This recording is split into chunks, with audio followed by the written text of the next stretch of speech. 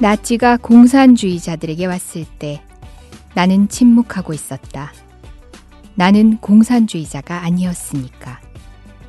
그들이 사회주의자들을 가둘 때 나는 잠자코 있었다.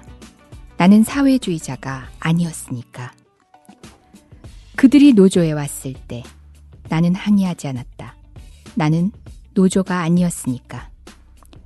그들이 유태인에게 왔을 때 나는 침묵을 지키고 있었다. 나는 유태인이 아니었으니까. 그들이 내게 왔을 때 아무도 항의해 주리가 남아있지 않았다. 마르틴 위밀러의 그들이 처음 왔을 때입니다. 이재정의 70.5 지금 시작합니다.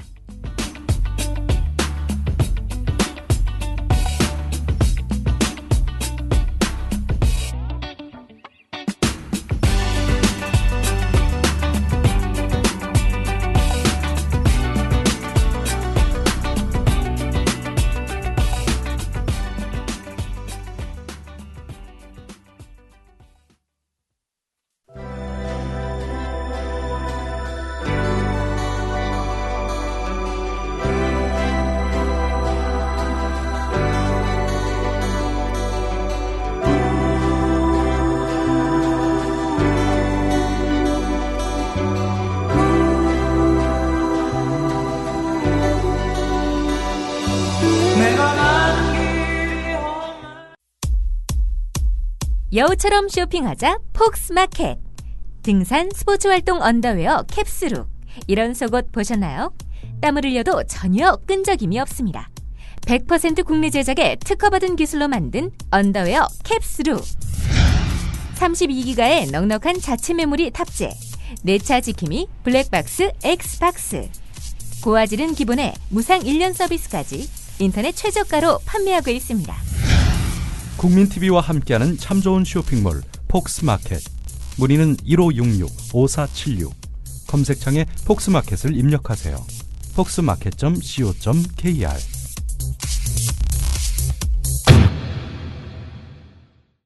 금요일에 만나요. 이재정입니다. 네, 금요일에만 만나는 이재정의 70.5 오늘도 이렇게 왔습니다. 생방송입니다. 방송 지금 광고 나가는 동안 벌써 게시판에 글 올려주신 분들 많은데요. 반갑습니다. 변호사님께서 개편 후에도 쭉 뵈실 수 있겠죠? 블루벨벳님.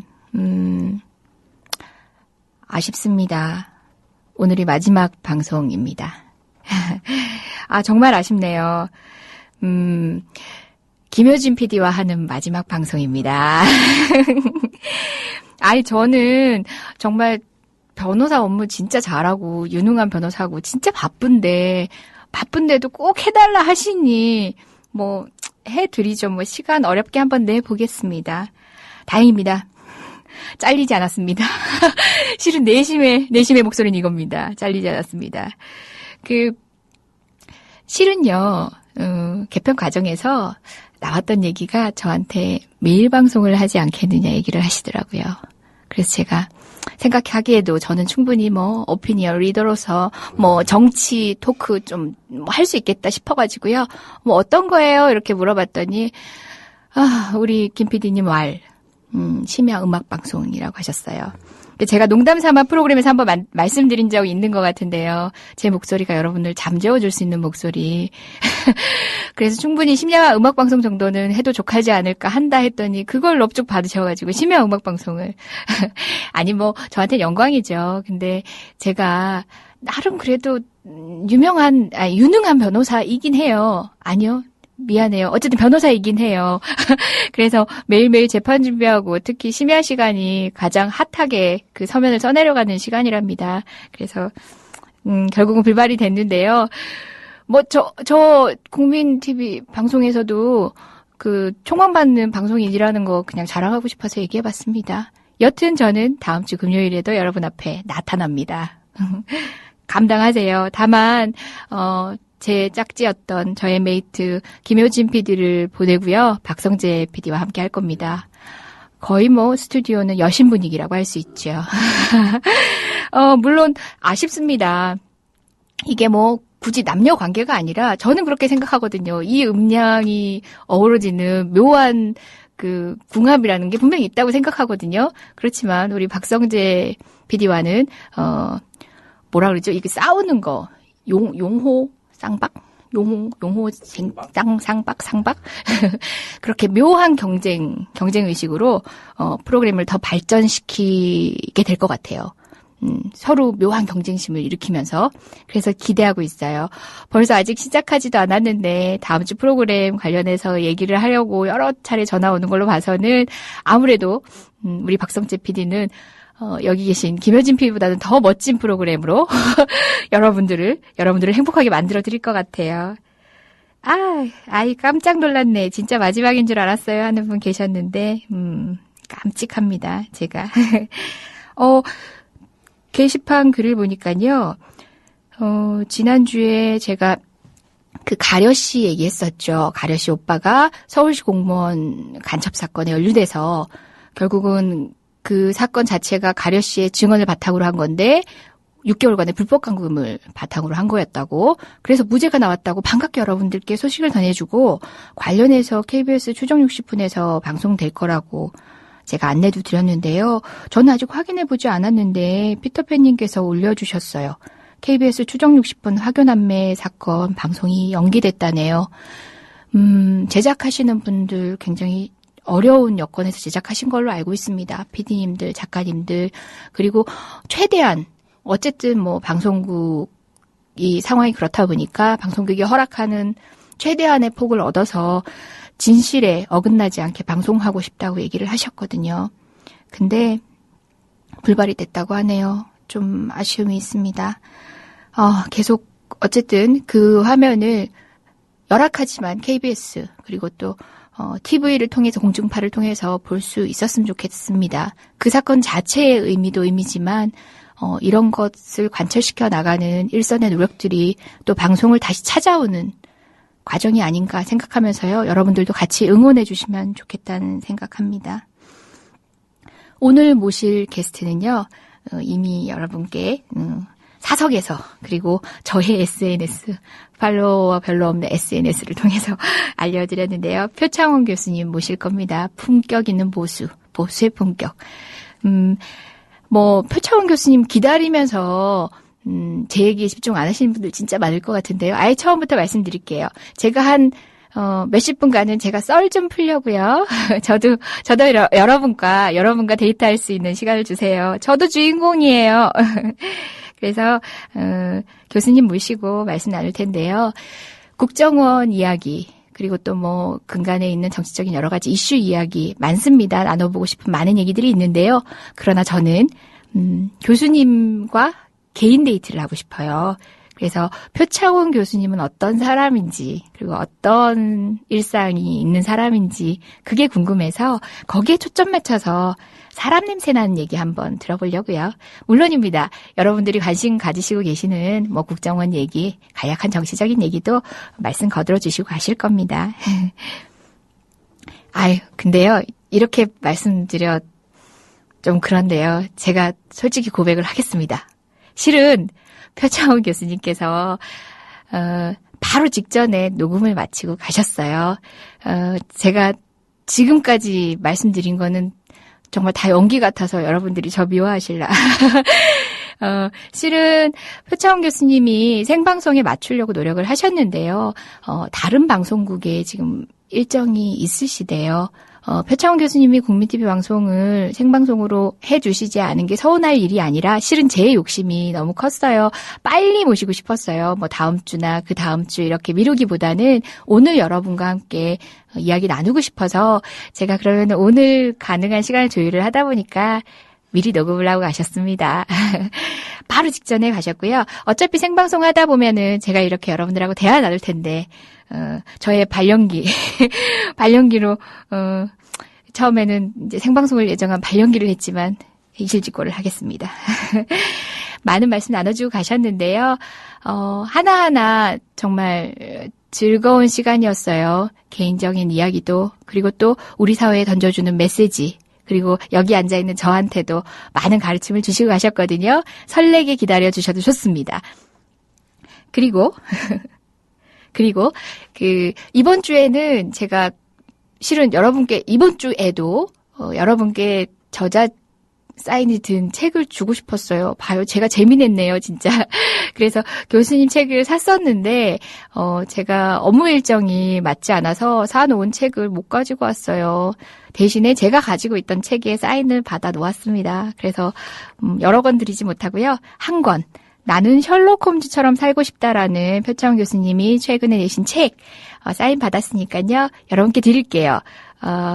표창원 교수님이 나오는 부분, 녹음 부분이라 죽어있다, 숨쉬지 않고 있다 생각하지 마시고 함께 우리 옆에 지금 같은 공간에 있다 생각하시면서 적극적으로 호응해 주시고 방송 들어주세요. 그 시간에 저는 게시판 글을 열독하고 있겠습니다. 그리고 그분들께 드리도록 하겠습니다.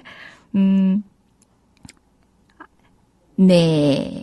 숭굴님께서 표창원 교수님 다녀가신 사진 올려주셨네요. 가까이서 뵈니까 훨씬 더 멋졌어요. 저도 예전에 방송에서도 뵌 적도 있고 또 집회 현장에서도 멀리서 뵀는데요. 가까이서 보니까 더 멋진 분이었습니다. 인간 냄새 나는 얘기 잠시 후에 들으시고요. 이재정이 전해드리는 여러 가지 서초골 이야기 잠시 나눠볼게요. 저 지금 녹초 상태예요. 에너지가 회복이 안 돼요. 실은 어제 낙곰수 재판 이렇게 되나요? 낙곰수 멤버들 중에 2명밖에 포함이 안 돼 있는데 피고인 이름을 거셔야 되나? 주진우, 김어준 두 분의 형사 재판이 있었는데요.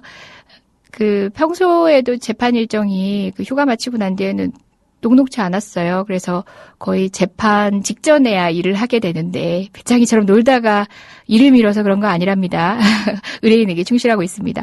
그래서 제가 밤을 샜답니다. 그래서 아직까지 체력 회복이 안 되고 있어요. 물론 직전에 청량감 있는 방송을 통해서 표 교수님으로부터 에너지를 좀 얻어서 다시 조금은 살아났어요. 근데 오늘 몸 상태가 좀 안 좋긴 해요. 어제 재판은 국민 참여 재판을 위한 준비기란 거였어요. 언론을 통해서 일부 보도가 되긴 했는데요. 이 사건의 고소인이었던 자신의 명예를 훼손했다. 그다음에 자기의 누이의 명예를 훼손당했다. 자기의 아버지인 박정희의 명예가 훼손당했다라고 얘기해서 고소를 했던 박지만, 그리고 또 이 사건 저변에 연결되어 있던 유경재단 침탈 사건의 피해자였죠. 박근영 씨를 증인으로 신청하게 됐습니다.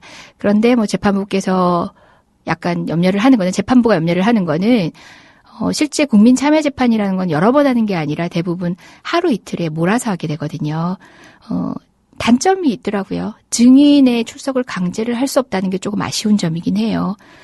증인을 구인해서 오진 못해요. 근데 증인이 출석하지 않는 경우에는 일정액의 금액을 부과를 해가지고 출석을 강제하는 방법이 있는데 이런 국민참여재판 같은 경우는 실제 저희가 어제 있은 재판을 준비기일이라고 한다면 당의 재판은 배심원들이 모두 모인 그날 재판이잖아요. 다시 일상생활을 하는 수많은 배심원들을 또 부를 수 없기 때문에 짧게 하루에 다 축약해서 하다 보니까 다음 재판을 예정하기가 힘듭니다. 그래서 증인을 계속 강제로 여러 번 소환하는 일을 할 수 없다는 게 조금 아쉬운 점이긴 한데요.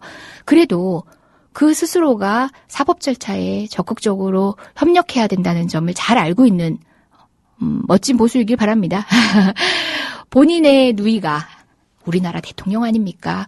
헌법과 국가를 수호하는 막중한 책무를 가진 대통령의 직에 있는 사람을 누이로 뒀으면, 그리고 또 그가 명예를 훼손당했다고 하는 사람이 우리나라의 대통령이었던 사람 아닙니까?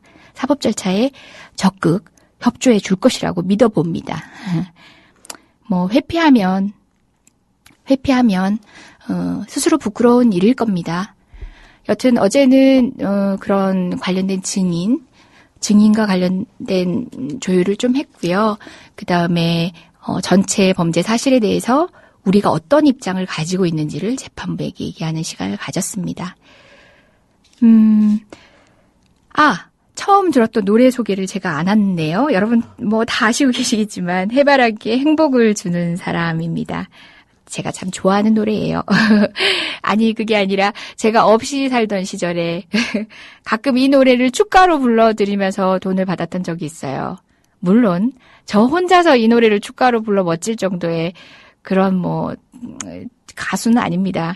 다만 제가 같이 노래하고 있는 사람들이 있어요. 그분들하고 같이 결혼식장에 가서 노래 불러드리고 한때 밥 먹고 소정리의 돈을 받아서 술 먹고 했던 시절이 있어요. 그때 단골 메뉴가 행복을 주는 사람이었어요. 그래서 이 노래 나가는 동안 짧게지만 화음을 넣어보기도 하고, 근데 김효진 PD가 눈총을 주길래 제가 입을 닫았습니다.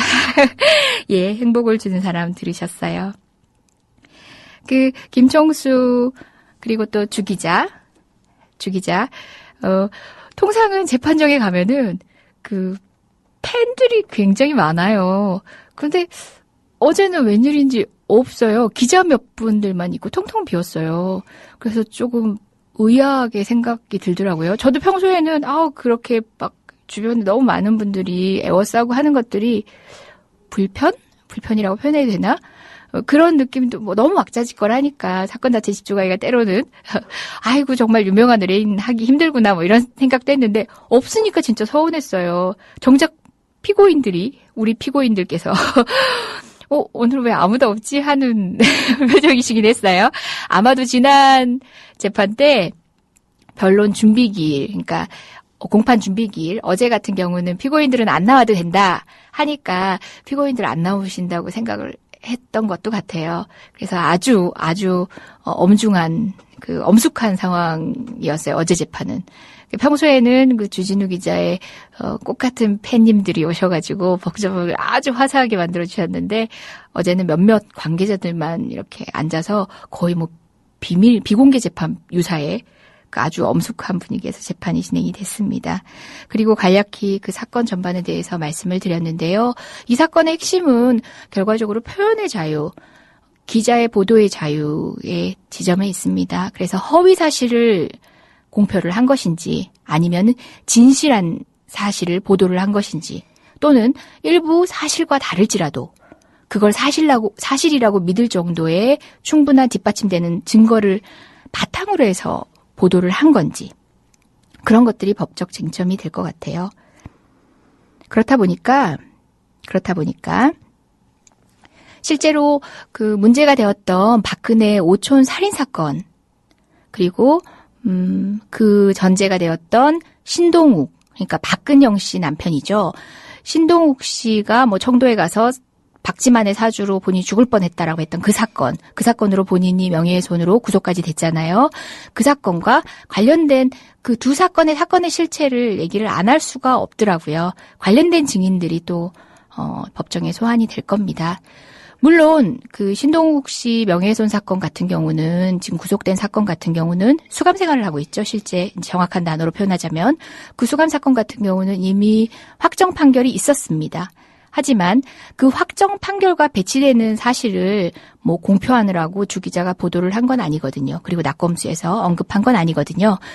그 사건의 이면에 있는 또 다른 사실이 어찌되었던 간에 지금 오촌 살인사건에 연결이 되어 있고 그 사건과 연결되어 있는 그 이면의 사실들과 관련된 또 다른 증거에 의해서 보도를 한 내용이었는데 무조건 확정 판결이었다고 해서 판결과 배치되는 사실을 우리나라의 국민들은 말하면 안 된다 이런 법이 있는 건 아니잖아요.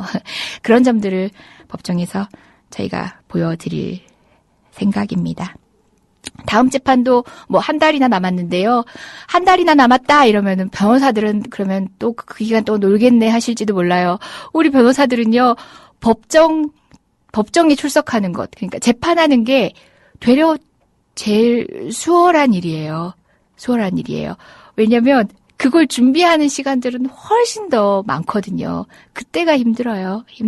그래서 앞으로 한 달간 성실히, 충실히 준비를 해서 어쨌든 최선을 다해 봐야죠. 우리 사법부가 어떤 판결을 하는지는 그 다음의 문제고 변호인으로서 최선을 다하도록 하겠습니다.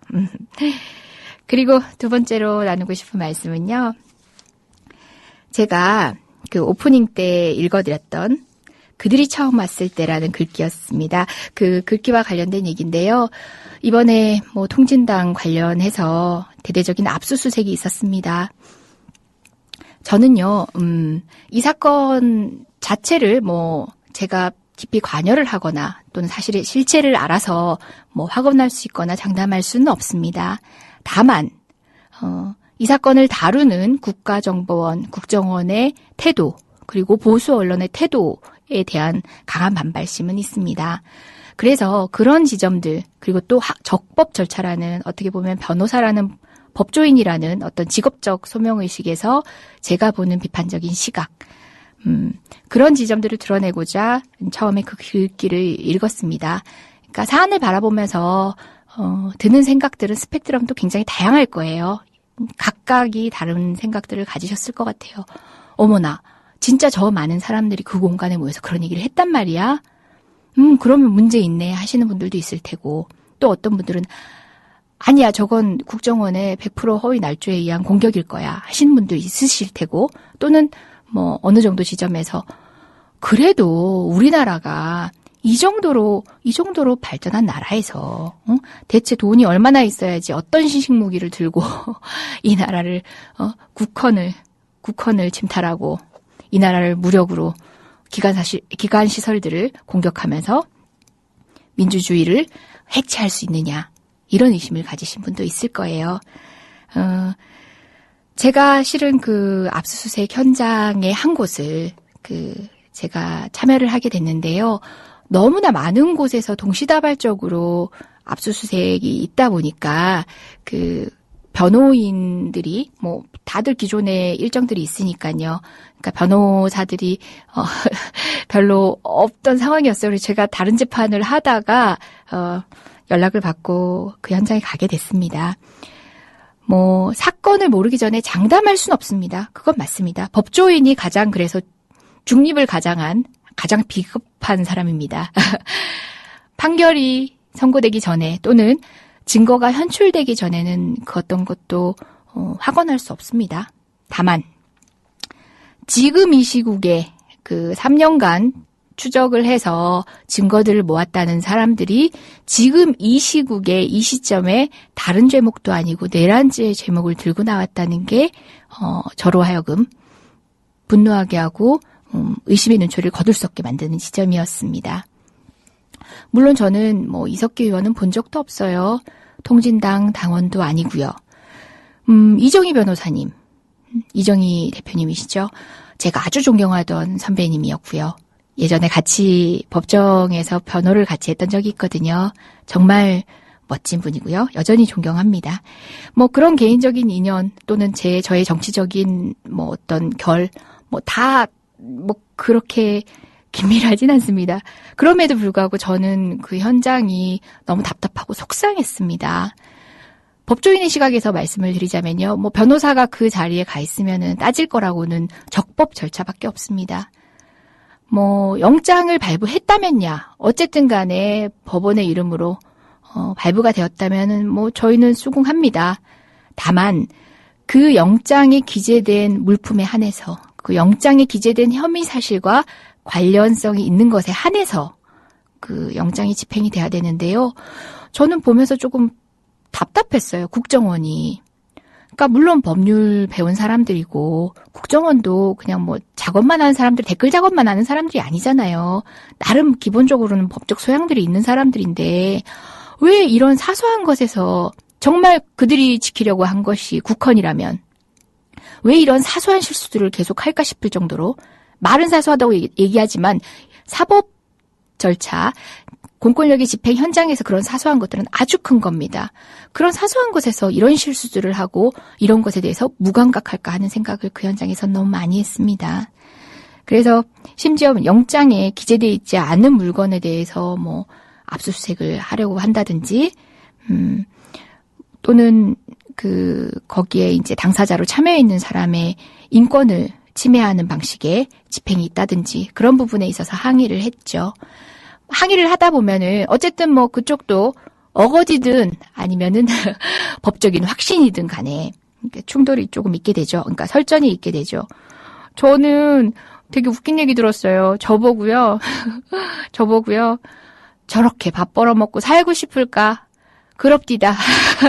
그럽디다. 굉장히 자존심 상하는 말이기도 하고 물론 그런 얘기까지 나올 정도면 얼마나 그 자리에서의 어떤 치열한 다툼이 있었는지는 상상은 되실 거예요. 하지만 일반 사인보다 더 인내를 해야 되는 게 공권력입니다. 제가 그분한테 물론 저도 응수를 했습니다. 저도 감정을 돋아서 응수를 했는데 부끄럽지 않느냐, 나 같으면 사표 낸다, 뭐 이런 취지 얘기를 했어요.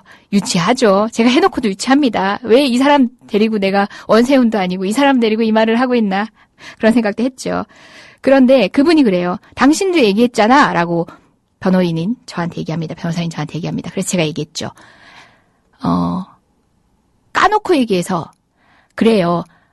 그래도 나는 해도 됩니다. 그렇지만 당신은 절대로 안 됩니다.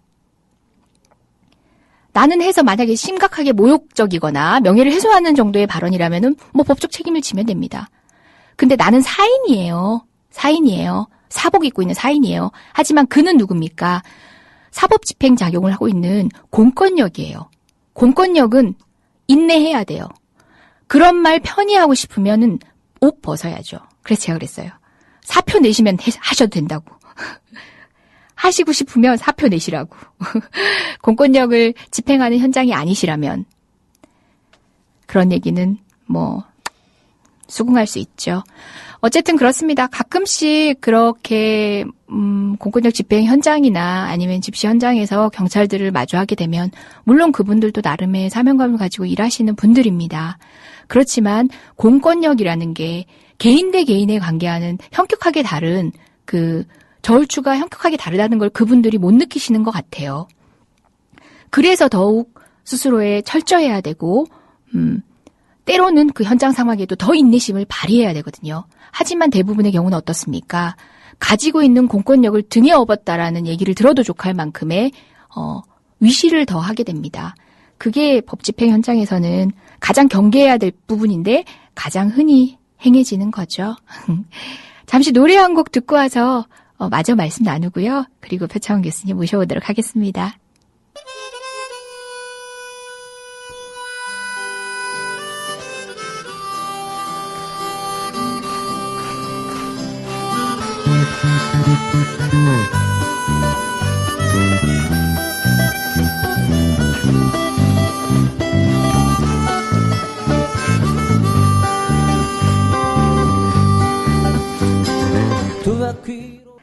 네.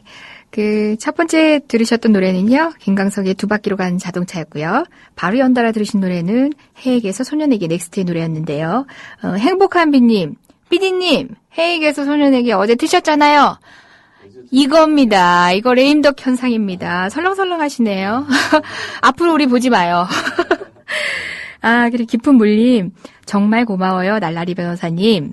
실력과 인성, 감성까지 빼어나신 우리 변호사님. 고맙습니다. 많이 듣는 얘기지만 들을 때마다 좋습니다. 예, 오늘도 하지 않고 넘어가면 서운한 얘기 하나 더 할게요. 대한문 얘기 안 하고 넘어갈 수가 없네요. 저희 대한문에 화단 지키시는 최성령 경비과장 휘하 여러분들, 그분들이 화단을 왜 지키시나 궁금했어요. 궁금해서 장하나 의원실을 통해서 장하나 의원님이 중구청에다 공문을 보냈습니다. 그 시설보호와 관련된 상황에 대한 몇 가지 질의와 관련된 자료를 요청을 했는데요. 그 결과 회신이 왔어요. 중구청에서 남대문 경찰서에 시설보호 요청을 한 사실이 없답니다. 다시 말해서 중구청이 만들어 놓은 화단을 우리 남대문 경찰서에서 돌아다니다 보니까 저 화단을 지켜야겠다 싶어가지고 연인원 하루 평균 12-13분이 되시는 경찰관님께서 그곳에 배치가 됩니다. 납득이 안 되죠. 비단 이것만 납득이 안 될까나마는 어쨌든 공식적으로 확인한 내용은 남대문 경찰서가 딱히 관내에 있는 그 화단을 특별히 지키고 싶으셔가지고 경찰관 한 10분이 나와 계십니다. 그 덕에 손해보는 우리 민원들은 얼마나 많겠습니까? 사소하게 돈 떼이신 분들, 강도당하신 분들, 그런 분들 수사 좀 제때 안 해주냐고 서운해하시고 원망 많이 하고 계시잖아요. 그분들 다 지금 화단 지키러 가 있어서 남대문 경찰서 소관 몇 가지 사무들이 지체되고 있는 점은 여러분들께서 양해를 해주셔야겠습니다. 장하나 의원님 언제 꼭 한번 모시고 싶어요. 그 대한문 현장에도 뭐 2번에 1번 또는 3번에 한 2번 꼴은 늘 나와 계시더라고요. 그렇다고 해서 의정활동 소홀히 합니까? 아닙니다. 각종 여러 가지 보고 조사 장하나 의원님들 통해서 드러난 사실들이 상당히 많죠. 원전 문제에도 관심이 많고요. 최근에 보니까 그 원전 이후에 일본에서 수입되는 그 생선과 관련된 결국은 전수조사를 해야 된다는 주장을 장하나 의원실에서 하고 있는데요. 장하나 의원실이 알아낸 결과 우리나라에서 국민들의 먹거리 안전을 위해서 수입을 금지한 품목이라는 게 얼마나 명분밖에 없었는지가 드러났죠. 뭐였냐면요. 일본이 수출을 금지한 항목을 똑같이 수입을 금지했다고 합니다. 이게 뭐 하나마나한 조치 아닙니까? 그리고 국민들에게는 허울 좋게 선전을 하고 그런 상황도 장하나 의원이 관심을 가지고 계속 제기하고 있는 문제들이고요. 또 강정 해군기지 건설 문제 관련해서도 여러 가지 뭐 미군하고 그러니까 절대적으로 미군과 관련된 항이 아니다라고 주장했던 정부인데 미군하고 협의를 하고 있다는 사실, 뭐 설계에 의해서 미군 측 의견을 반영했다는 사실 장하나 의원이 드러냈습니다. 얼마나 멋집니까? 이렇게 국회의원으로서 할 수 있는 권한을 최대한 행사해서 국민들의 알 권리 그리고 국민들의 의사를 정책에 반영하기 위해서 이렇게 고군분투하고 있는 의원님과 동시에 현장에 있습니다. 뭐 민주당 청년비를 통해서 들어가시게 된 분인데요. 잘 뽑았습니다. 정말 잘 뽑았더라고요. 제가 제주광정에 이번 휴가를 그 평화대행진 걷기로 며칠을 갔었는데요. 그때도 머리를 찔끈 농여맨 그 30대 청년의 모습으로 그곳에 있는 장하나 의원을 만났답니다. 이렇게 떠올리고 보니까 장하나 의원 한번 섭외해서 모셔봐야겠습니다. 그 민주당 청년비례 그 선거 과정과 관련해서는 뭐 이런저런 얘기들도 많았죠. 너무 급하게 뭐 그 스타쇼 방식을 도입을 해가지고 흥행도 실패하고 뭐 여쩌저쩌다 얘기를 하지만 장하나 의원 같은 되게 훌륭한 의원을 우리가 얻을 수 있었던 소중한 기회였네요. 돌이켜보니까. 그래서 대한문 문제도 대부분 의원실을 통해서만 저희가 획득할 수 있는 정보 그런 것들이 많거든요. 장하나 의원이 거의 전적인 창구가 돼서 도와주고 있습니다. 그렇습니다. 국회의원 한 명이 할 수 있는 일은 정말 많거든요. 그 힘이 국회의원이 대단해서가 아니라 국회의원에게 국민이 부여한 권한이 상당하기 때문에 저희가 그곳을 통해서만 그곳에 도움이 있다면 저희가 활용할 수 있는 것들이 많거든요. 그런 의원님들 가끔 불러 칭찬을 해드려야겠습니다. 예, 제가 사설이 길었네요. 그죠? 우리 표창원 교수님 모셔볼까요?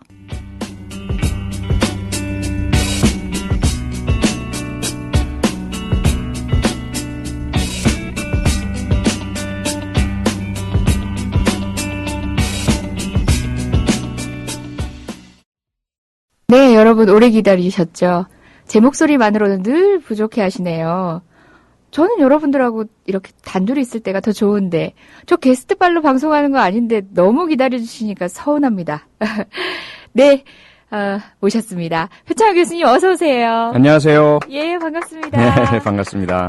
와, 실물이 더 멋지세요. 물론 실제로도 뵌 적은 있는데 이렇게 가까이서 앞에서 뵌 건 처음이거든요. 예. 와, 고맙습니다. 들으셨는지 모르겠는데요. 지난주인가 지지난주에 짝짓기 하는 프로그램 있잖아요. 다큐멘터리 비슷하게. 네. 거기서 어떤 뭐 여자 2호인가 여자 3호가 표창원 교수님이 이상형이라고 이렇게 얘기를 한 분이 있대요. 말씀 들었어요. 네.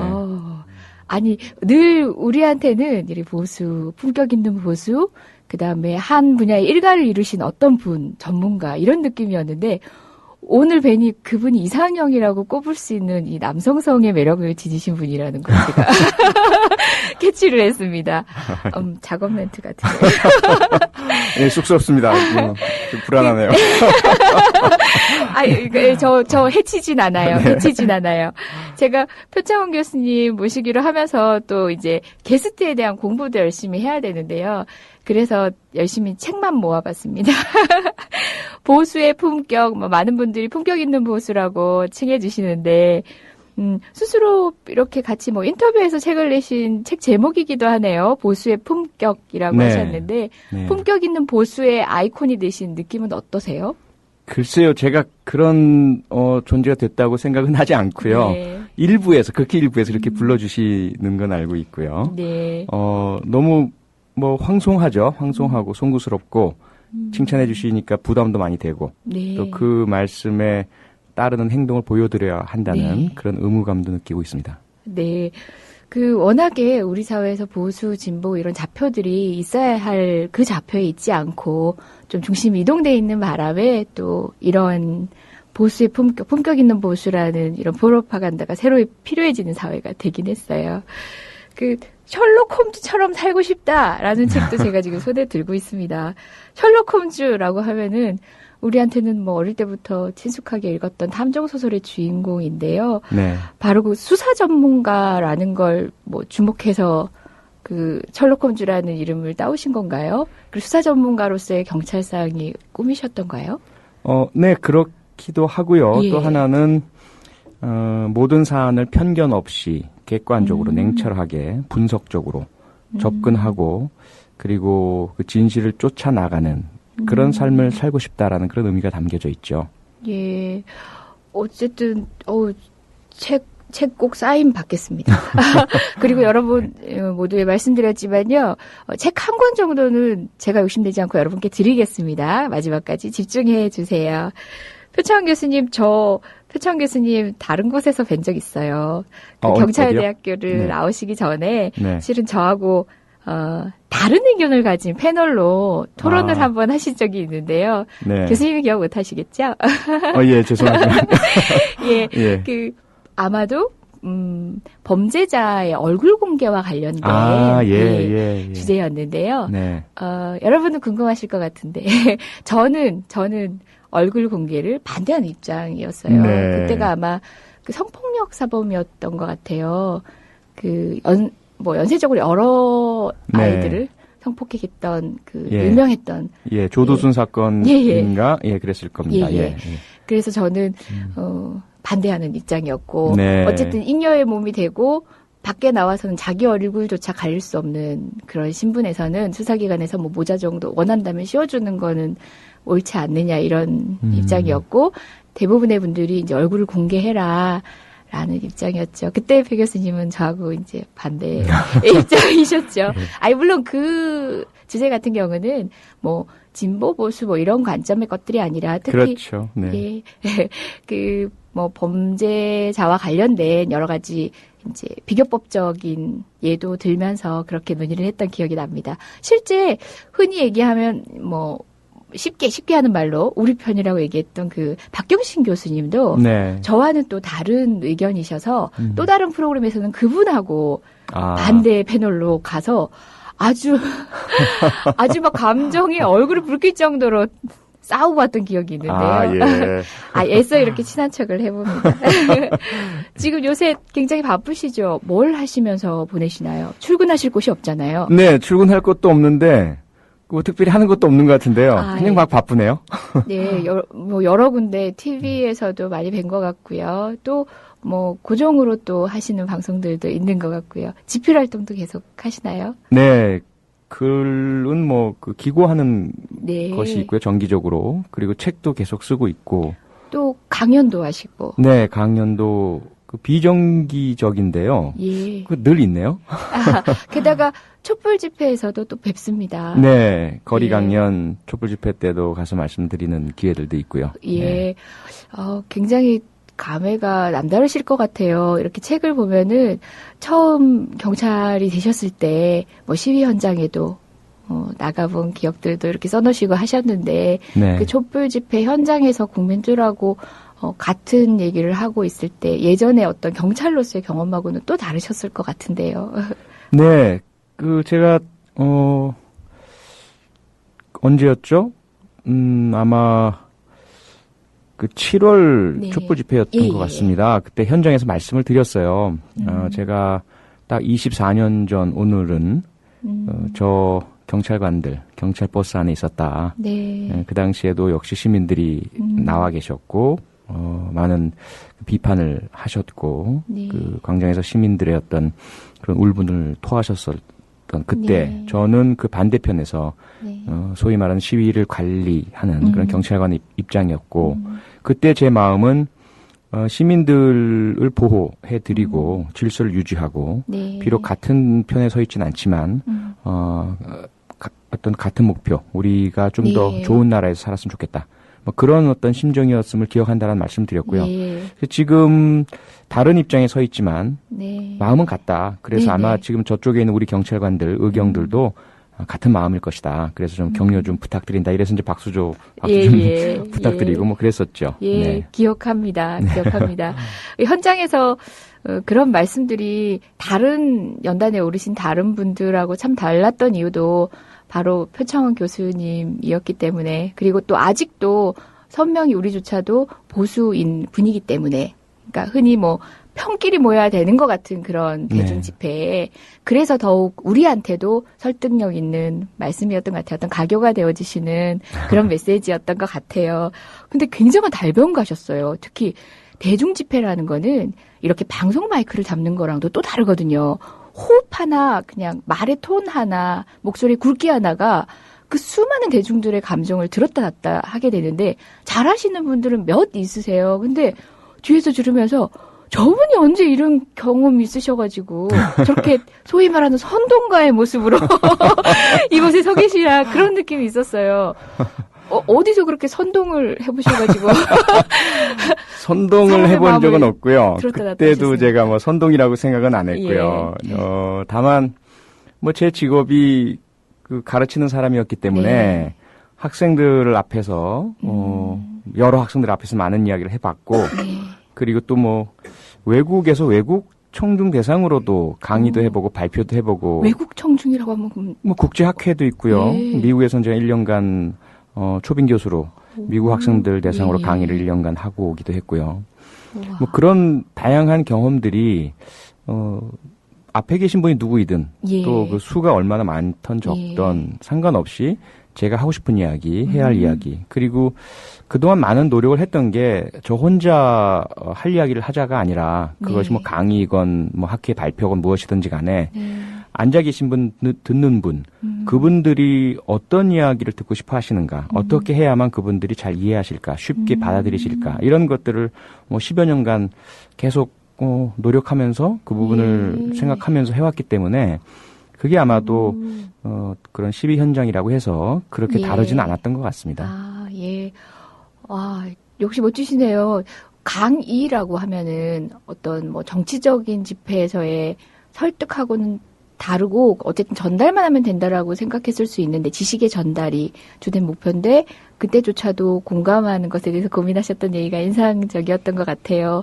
근데 그렇게 어떻게 보면은 학생들과 소통하는 것을 업으로 물론 이제 경찰이라는 걸 뭐 주된 베이스로 하고 있지만 학생들하고 소통하는 걸 이렇게 업이라고 생각하고 계셨던 직에서 이렇게 떨어져 나오시는 결심이 쉽지 않으셨을 텐데 여러 군데서 뭐 많이들 여쭙고 많이 말씀하셨겠지만 저희 뭐 대화의 흐름상 그 얘기를 안 여쭤볼 수가 없겠네요. 예. 예. 그 강단에서 내려오신 그때 당시의 이야기도 좋고 지금 그 강단이 그리우시진 않으신지.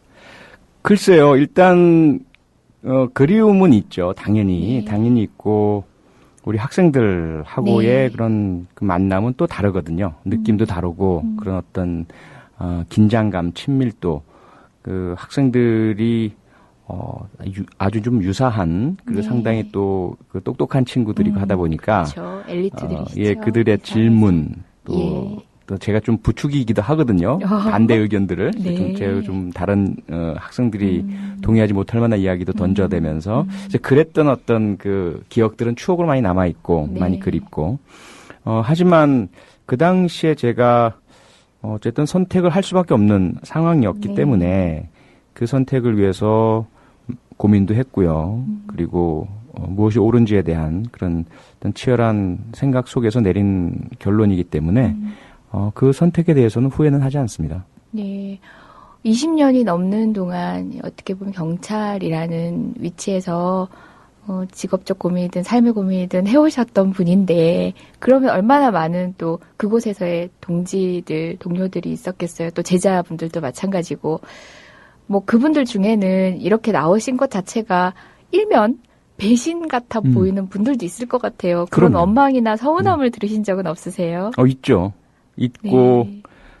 직접 표현하지 않지만 네. 그런 이야기들을 그 경찰관 커뮤니티 또는 네. 학생들이나 우리 졸업생들 커뮤니티 내에서 많이들 한다라는 네. 이야기는 전해 들었고요. 네. 그래서 그분들의 마음은 충분히 제가 알죠. 네. 어떤 마음이실 것이다라는 것은 충분히 알고 있고요. 하지만 결국 시간이 지나고 제가 그런 선택을 하게 된 이유, 그 네. 의미, 네. 뭐 이런 부분들을 충분히 이해하실 것이다라는 그런 생각을 가지고 있습니다. 예, 또 여전히 우리의 교수님이고 나의 은사셨고 우리의 동료라고 생각하면서도 응원해 주시는 분들도 많으시죠. 예, 그럼요. 많고 제일 고마웠던 거는 참 쉽지 않은데요. 우리 그 경찰관이라는 직업, 경찰 대학생이라는 특수한 신분상 예. 제가 대선 직후에 그 프리허그를 할 때 네. 그 현장까지 와줬던 그 제자들 예. 또 후배들이 있었고 또 최근에 지역 그 작은 많지는 않죠. 서울과 달리 네. 그 경상남도라든지 충청도 강원도 이런 곳에 중소도시에서 촛불 집회 때 거리 강연할 때 그때 신분 노출의 위험을 무릅쓰면서 와줬던 예. 그런 제자 후배들도 있고 그렇습니다. 예. 실은 저도 교수님 같은 어떻게 보면은 참 이질적인 분이세요. 뭐 동료에 대한 배신이 아니었던 것처럼 어쨌든 살아오셨던 결에서 지금 다르지 않은 삶을 살고 계신 거라고 보거든요. 네. 늘 살아오셨던 그곳에 계시는 분이고 그렇지만 이런 행보 자체가 그쪽에서도 이질적이지만 소위 그쪽 이쪽 자꾸 구분하는 이런 말도 옳지 않은데요.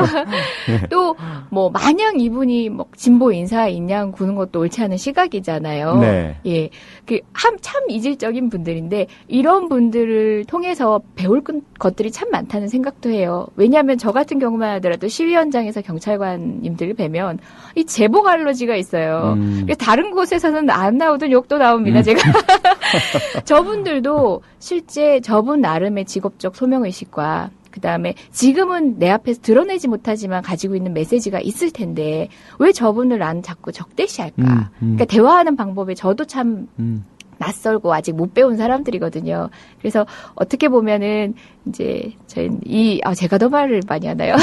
우리 교수님께는 바로 그런 지점에서도 저희 역시도 배워야 되는 지점이 많을 것 같더라고요. 예, 해주시고 싶은 말씀도 많으시죠? 예, 참 그 부분이 가장 어떻게 본다면 요즘 제 삶의 네. 가장 큰 그 줄거리입니다. 네. 너무 우리 사회가 흔히 말해서 진영 논리 또는 네. 편가름 여기에 너무 매몰돼 있거든요. 그래서 우리 편이라면 무조건 감싸 안고 상대편이라고 하면 무조건 비난하고.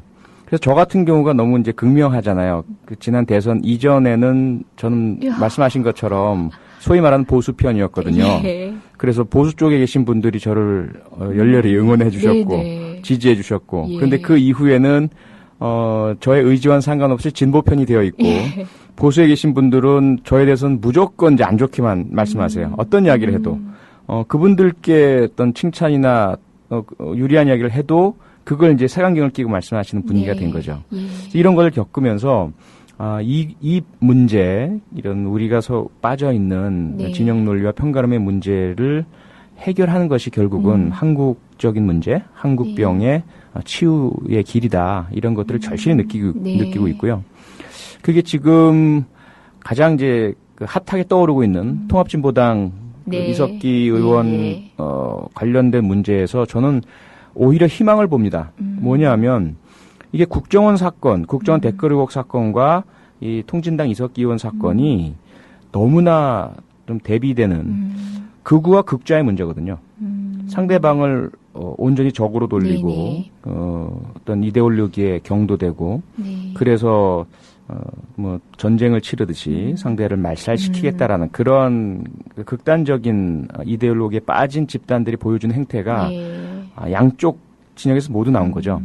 이 부분을 우리가 그게 보면서 뭐 사실이라면 네, 그렇죠. 뭐 예, 저는 사실이라면. 일단 현재로 예. 봐서는 상당 부분 그 뭐 조작의 가능성은 거의 없어 보입니다. 네. 그렇기 때문에 오히려 이 부분을 역시 진보 쪽에 계신 분들도 그냥 우리 편 감싸기 내지는 저쪽은 무조건 악이야, 예, 예. 독재야 이렇게 보시기보다 좀 더 네. 냉철하게 보셔야 될 필요가 있고요. 네. 거기서 해답이 찾아질 수 있을 것 같아요. 지난번 이 국정원 댓글 사건에 대해서 새누리당이나 또 보수 쪽에 계신 분들이 했던 방식과 똑같이 이번에 통진당 사태에 대해서 진보 쪽 계신 분들이 하신다면 아마 모든 것들을 조작이야. 예, 예. 이것은 의도적이야. 그리고 하나하나에 대해서 저 안에 있는 국정원이나 검찰이나 법원에 있는 모든 사람들이 다 아마 극단적인 한통속일 거야. 뭐 이렇게 똑같이 나올 것 예, 같아요. 예. 그렇게 되면 우리는 해결의 방법이 없어지거든요. 그러면 또 정치 맞습니다. 정쟁으로 나오고 거리에서 해결해야 되고 뭐 그런 부분들이 되게 될 것이고 그런 방식이 국정원 사건의 진상규명을 더디게 하고 있잖아요. 그래서 여기에서 우리는 양쪽 계신 모든 분들이 한번 좀 더 좀 눈을 열고 가슴을 열고 귀를 열고 이 사건을 냉철하게 봐야 될 것 같습니다. 예. 아이, 뭐, 진행자긴 하지만 저는 그 사건과 관련해서는 물론 이제 어느 정도의 증거가 없었다면 뭐 법원도 이제 영장을 발부하기 만마하다고 생각하지만 그 내란이라는 죄가 이제 우리 사회에서 차지하는 그 가능성, 실제. 불능과 가능의 문제에 있어서는 아, 이건 좀, 제가 국정원이었으면 좀 더 노련하게 했을 거다. 맞습니다. 라는 그런 거침이 좀 탄식이 그 부분은 나왔죠. 저도 예. 동의해요. 예. 그래서 처음에 딱 기사를 접했을 때 예. 황당하다 너무 예, 무슨 예. 내란이냐. 내란이라 예. 하면 적어도 군대를 동원할 수 그렇죠. 있는 능력이 있거나 예. 아니면 뭐한 지역 지방을 폭동으로 몰아넣을 수 예. 있는 정도의 그런 어떤 실행력이 있어야 예비든 음모든 가능할 텐데 뭐 국회의원이라 하더라도 예. 뭐 100명의 비밀 당원들 모아놓고 한 이야기 가지고 내란이 되겠느냐. 이건 불능범이라 좀 봤거든요. 예.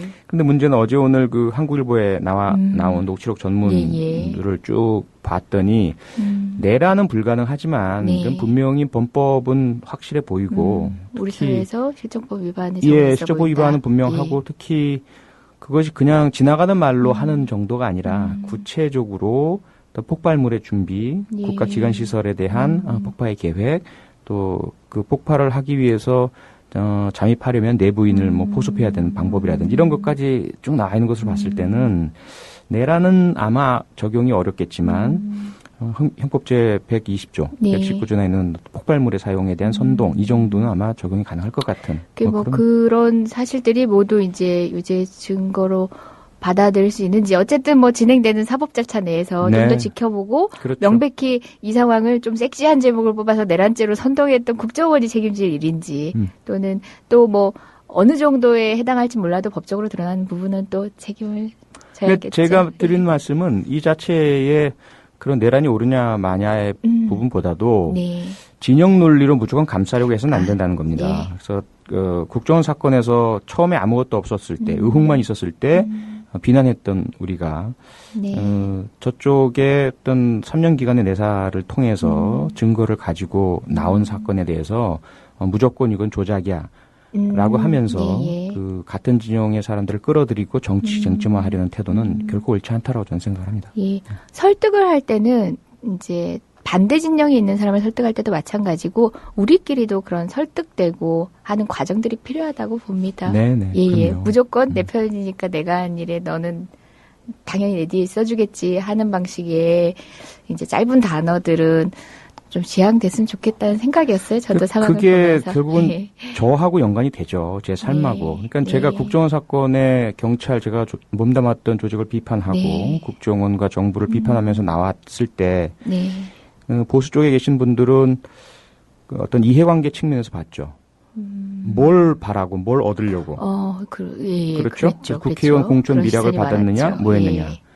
그런데 반대쪽에 계신 분들은 의롭다, 영웅이다 칭송을 하셨거든요. 그럼 이번에 만약에 통진당 사태에 대해서 똑같은 제가 네. 이 부분에 있어서 저쪽에 문제를 지적을 하게 된다면 그걸 똑같이 만약에 너 이제는 저쪽으로 돌아가냐 본색이 드러나는구나. 역시 그런 방식으로만 보수구나. 접근하는 사람들이 지금 그러고 없지 않죠. 계세요. 예. 실제로 그런 말들을 제 트위터로 계속해서 예. 말씀을 해주시고 계시거든요. 예. 그런 부분들을 봤을 때는 이게 좌다 우다라는 또는 진보다 보수다라는 것이 결코 선과 악의 문제가 아닌 거죠. 어느 쪽에 계시든 반응은 대단히 유사하게 나옵니다. 극단적인 분들은 똑같이 극단적으로 대응을 하고요. 예. 그래서 우리가 보다 더 합리성을 갖추자. 비록 나와 같은 뜻이나 의견이 같은 사람이라 하더라도 만약에 문제가 있다면 그것을 냉철하게 들여다보고 인정할 건 인정하고 뭐 이런 태도를 가져야 한다는 거죠. 이제 그렇지 못할 때 저는 연구 미화가 될 수밖에 없어요. 이런 일들이 어느 쪽이 연구에 옳기만 할 것입니까? 그렇지 않거든요. 네. 보수 쪽도 잘하는 일이 있을 수 있어요. 네. 그쪽에서도 뭐 박근혜 대통령이라고 올바른 일을 못하라는 법이 없지 네, 않습니까? 네. 잘할 수 있어요. 그러면 잘한다고 칭찬하면 분명히 뒤에서 돌아살이 날라올 네. 거예요. 뭐 그런 상태가 되어버린다면, 그리고 진보 진영 쪽에서 시민들이 야당이 잘못할 때 이건 잘못이야라고 지적을 했을 때 너 이제 저쪽 편이구나라고 하면은 저는 설 자리가 없어지는 예. 거예요. 그러게요. 경찰을 처음 시작하셨을 때부터 아니면 경찰대학교를 선택하셨을 때부터의 표창원과 지금 오늘의 표창원은 늘 어떻게 보면 그래도 비슷한 좌표 안에 있는데도 불구하고 이분을 자꾸 좌표계에서 미아로 만들어버리는 것. 바로 그 시각에 대한 지적이셨던 것 같아요. 저도 일면 반성하고 있는 지점도 있습니다. 참, 어쨌든 본인은 굳건히 한 자리를 지키고 있었음에도 불구하고 참 풍파의 고생이 많으신데요.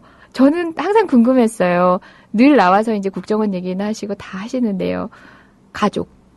그것도 나의 동반자, 내 옆에서 그 자리를 지키고 있는 부인마저도 이제 이 부표로 떠다니게 만드시는 어쨌든 이 상황에서는 고민도 같이 많이 하셨을 것 같고 염려도 많이 끼쳤을 것 같은데 문득 궁금해지네요. 제 아내한테는 뭐 너무 제가 잘못했죠. 잘못하고 짧은 기간이지만 지난 연말부터 그건 이제 8개월째 돼가잖아요. 8개월 동안 그야말로 롤러코스터를 탔지 않습니까?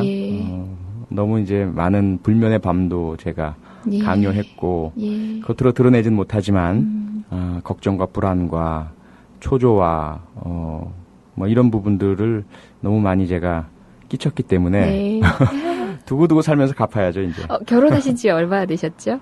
95년에 했습니다. 그럼 굉장히 일찍 결혼을 하신 편이시네요. 제가 30살에 했으니까. 30살이셨어요. 적절한 나이 아닌가요? 생각보다 나이가 많으시네요. 교수님, 이거 뵙기보다. 연애하셨습니까? 연애성 만남. 소개를 만남. 받아서,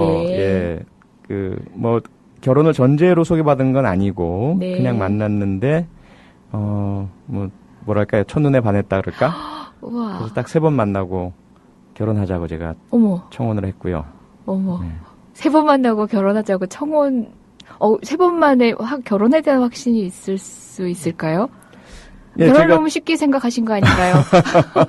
저는 직업도 쉽게 던졌고. 매사가 쉬운 분이구나. 쉽다기보다 좀 빠르죠. 빠르고. 판단이. 느낌이? 하지만 시간 동안, 결정을 하기 시간 동안에 나름대로 충분한 어떤 정보 검색과 고민과 분석과 뭐 이런 것들은 하죠. 그리고 중요한 것은 그 빨랐던 그 결정에 대해서 끝까지 내가 책임지는 것에. 네, 아직까지는. 거기에, 아직까지는. 흘리고 계십니다. 그러면 지금 가게에는 어려움은 없으신가요? 예. 그래도 정기적으로 누구 못지않은 그래도 안정적인 생활을 영위하시는데 이렇게 매달 기여하셨을 텐데, 가게도 문득 걱정이 되네요. 그런 어려움을 지금 사모님께서 지고 계신 건 아니시죠? 일단은 제가 살아오는 방식이 그렇게 많은 소비를 하는 삶의 형태가 아니었기 때문에 크게 어떤 고정적으로 많은 돈이 들어와야 되는 그런 생활 형태는 아니었어요. 그다음에 이제 그동안 소위 그런 벌이 교수 생활하면서 들어온 수입들은 생활비로 쓰고 남은 것들을 빚을 갚는 데 썼거든요. 초기에 이제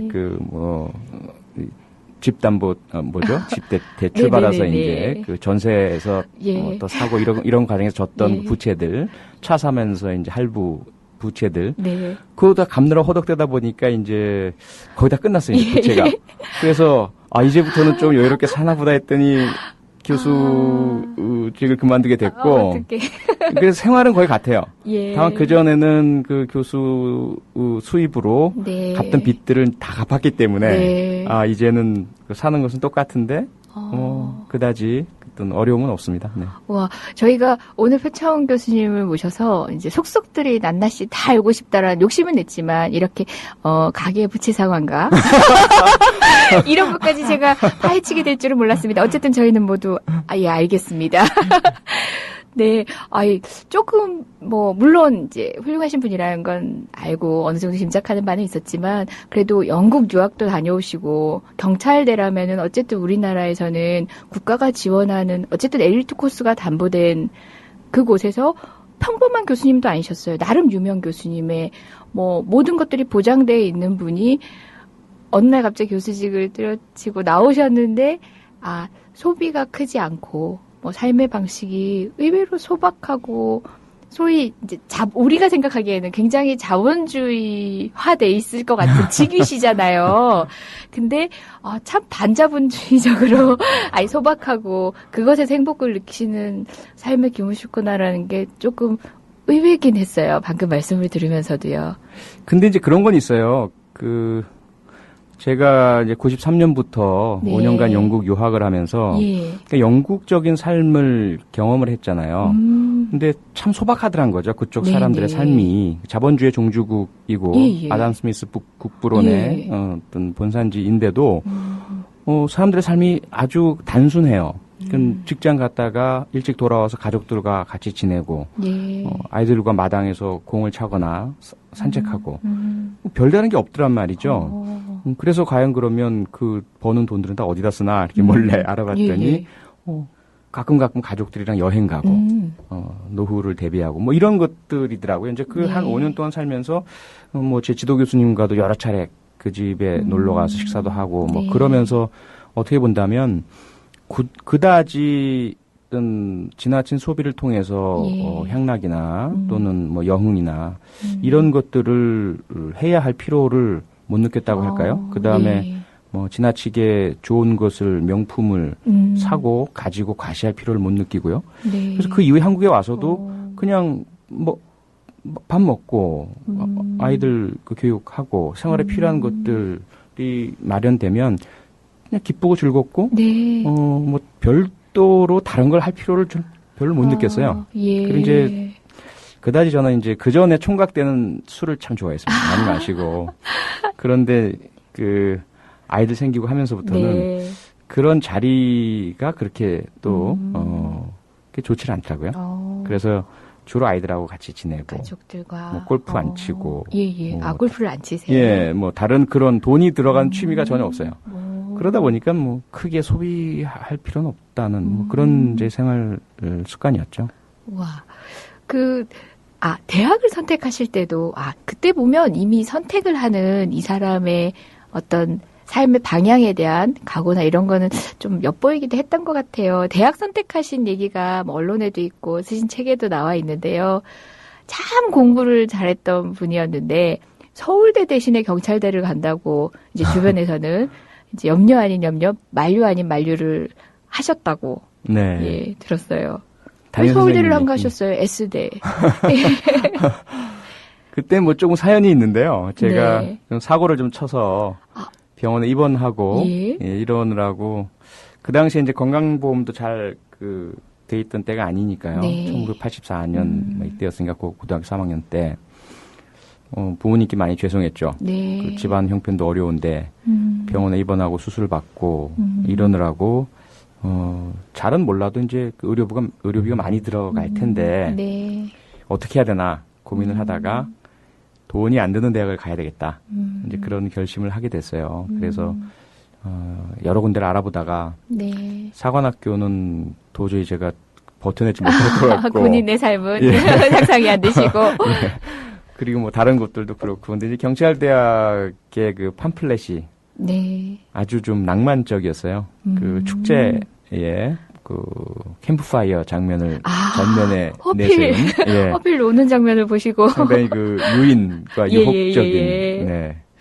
그래서 가고 싶다라는 생각이 들었고 지원을 했고 네. 그런데 그 당시에 지금도 아마 그러겠지만 선생님들께는 어느 정도 그런 실적 같은 것들을 요구했었어요. 고3 담임 선생님들은 예. 서울대 몇 명 보내느냐. 예, 학교에 그런 맞습니다. 위상 아마 위신. 지금도 있을 겁니다. 네, 지금도 예. 있을 것 같아요.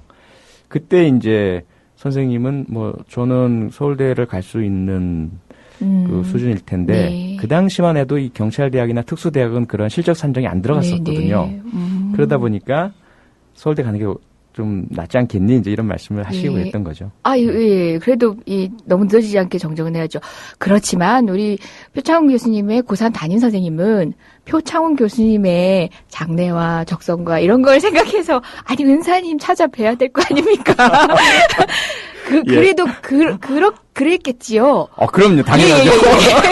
예, 그런 걸로 예. 그런 걸로 정리하겠습니다. 실제로 이제 그 부분에 있어서 예. 물론 이제 그런 것도 있었지만 예, 얼굴이 빨개지셨습니다. 제가 이제 제 책에도 썼는데 네. 고등학교 때 제가 엄청난 말썽꾸러기였어요. 네. 많은 말썽을 예. 부렸었고 그 중에 하나가 이제 우리 고3 친구들 중에 담배 피는 친구들이 예, 있잖아요. 꽤 예. 있었잖아요. 그런데 저는 그 상황이 좀 비교육적이다라고 생각을 했어요. 담배를 피는 것이 옳고 그름을 떠나서 예. 그 자체가 하나의 범죄 같은 모습이 들어있고 숨어서 네네. 은피해서 선생님들은 경찰처럼 잡으러 다니시고 맞습니다. 그리고 똑같이 담배를 펴도 재수없게 걸리는 친구들은 징계를 당하고 안 걸리는 친구들은 아무런 그런 조치를 안 당하고 이건 뭔가 옳지 않다라는 판단에 학도호국단 회의라는 곳에서 네네. 그 학생 대표들이 참가하는 예, 그냥 학생회 비슷한 거죠. 요새로 근데 따지면. 그 명칭이 예, 그 군사 당시에는. 문화 시대라서 예. 학도호국단 회의라고 했었는데 거의 일방적인 상명하달식의 그런 예. 회의였죠. 그때 제가 이제 손을 들고 건의할 게 있습니다. 예. 라고 하고 나서 우리 학교에 흡연실을 설치해 주십시오. 이런 그런 그것 하나의 말썽에 이제 들어갈 텐데 예. 그때 이제 저희 담임 선생님께서 저한테 인생의 교훈을 하나 예. 커다란 걸 주셨어요. 예. 뭐냐 하면 저는 이제 그런 파동을 겪고 나서 이제 선생님께 엄청나게 매를 맞을 것을 각오를 하고 네. 교무실로 불려갔는데 예. 앉아라 하시더니 창원아 나는 너의 그런 용기, 정의감 네. 이런 것들 너무 좋아한다. 그런데 네가 딱 한 가지만 좀 네. 지켜줬으면 좋겠다. 네가 옳다고 느끼는 것, 어떤 행동을 하려고 할 때, 말을 하려고 할 때 그것이 너 혼자만 옳다고 느끼는 건지 아니면 객관적으로도 사회적으로도 옳은 것인지 네. 한 번만 좀 깊이 생각해보는 그런 습관을 좀 가져라. 이런 예. 이제 그 부탁하시듯이 말씀을 주셨어요. 근데 예. 저한테는 상당한 충격이었고 지금까지 저한테는 스스로의 어떤 내부 브레이크 같은 작용을 네. 이제 하고 있습니다. 그 말씀이. 그래서 예. 그만큼 이제 제게는 큰 교훈을 주신 선생님이셨고. 그 선생님. 예. 네. 서울대 진학 문제도 네. 저를 생각해서 해주신 거죠. 다만 그때 분위기가 그랬다. 맞습니다. 예. 그때 분위기는 네. 그랬습니다. 그리고 그렇게 만류하는 선생님을 단 한마디로 이렇게 설득을 했다는 그것도 참 인상적이었는데 본인 직접 해주시겠어요? 뭐라고 말씀하셨다고요? 그거 어떻게 하셨어요? 책을 저 모범생입니다. 예. 학습 준비를 해왔습니다. 워낙 제가 그렇게 엉뚱하게 살아오다 보니까 선생님께 네. 딱 그 말씀을 드렸죠. 선생님, 그러면 제가 서울대학 가서 데모하면 책임지시겠습니까? 아마 정확한 어디가 이제 저는 이렇게 보면 데모를 해도 확실히 하게 이렇게 할 텐데 예. 제가 그렇게 데모를 열심히 하고 있어도 뭐 되겠느냐 이런 취지의 말씀에 중요한 것은 이제 선생님이 설득이 되셨다는 거죠. 얘는 하면 제대로 한 사람이다. 그래 그럴 바에는 경찰대를 가는 게 옳겠다 이렇게 설득이 되셨다고 그것도 책에서 읽고 아주 인상적이었어요. 저도 혼자 웃었답니다. 조금은 더 처음에는 되게 던져주시는 에피소드가 그러셨어요? 하다가 듣다 보면은 그래서 이렇게 표창원 교수님이 행동을 하시는 거구나 이런 선택들을 하시는 거구나 하고 이렇게 연결이 되는 지점들을 발견하곤 합니다. 어떤 기자님께서는 표창원 교수님을 보면서 클린트 이스트우드를 예. 떠올린다고 말씀을 주셨다는데요. 네. 어떤 취지에서 말씀하셨을지를 떠나서 클린트 이스트우드라는 얘기를 들으셨을 때 그 상징하고 겹쳐진다는 말씀을 들었을 때 어떠세요? 너무 좋죠. 부끄럽기도 하고. 예. 그 말씀의 배경은 아마 클린트 이스트우드가 멋진 보수. 네. 위의 아이콘으로 이제 알려져 있지 않습니까? 네. 유명하고 스스로가 공화당을 지지하는 네. 보수주의자이면서 아이젠하워 대통령을 또 존경한다고 하고요. 네. 그러면서도 상대방인 진보를 인정하거든요. 그리고 존중하고 네. 그의 작품 속에 보면 또 약자에 대한 배려라든지 예. 뭐 그런 진보적 가치들 그 특히 성적 소수자에 대한 네네. 인정 부분까지도 담고 있는 그런 모습들이 참 멋지다라는 그런 평가를 받고 있는 거죠. 예. 그래서 그렇게 생각을 해주신다면 저로서는 너무 감사한 그런 비유죠. 예. 뭐 모셔놓고 잠시간 쉴 틈도 안 드리고 이렇게 계속 여쭤봤네요. 노래 한 곡 들으면서 잠시 목 좀 축이시겠어요? 들으시려는 YB의 오늘은 PD님 부탁드려요.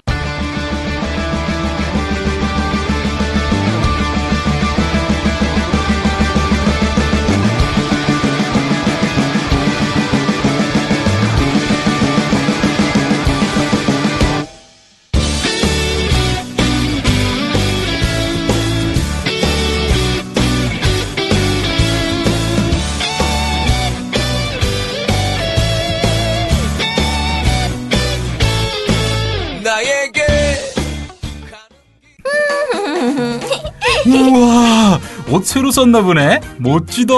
몰라? 이게 바로 요즘 완전 핫한 아베크롬비 후드야. 이야, 어디서 샀어? 나도 하나 게트해야겠다. 일산 현대백화점과 함께 있는 레이킨스몰 154호 키즈샵이야. KFC 바로 옆에 있어. 오케이, 잠깐 전화 좀. 저기 엄마, 나 생일 선물 받을 거 생각났는데. 합리적인 가격, 아베크롬비 신상을 가장 먼저 만날 수 있는 곳, 일산 아베크롬비 키즈샵. 검색창에 일산 키즈샵 031-919-0494. 네. 이때까지 여러분들 같이 나눈 말씀, 다른 뭐 강연 공간이나 또는 집회 현장, 방송에서는 많이 못 들어본 얘기여서 더 즐거우시죠? 저는 이렇게 그냥 표창원 교수님하고 데이트하고 싶어서 청했습니다. 어려운 정치 현안에 대해서 얘기하면서 또 들었던 얘기를 다른 단어로 반복하고 그러고 싶지 않았어요.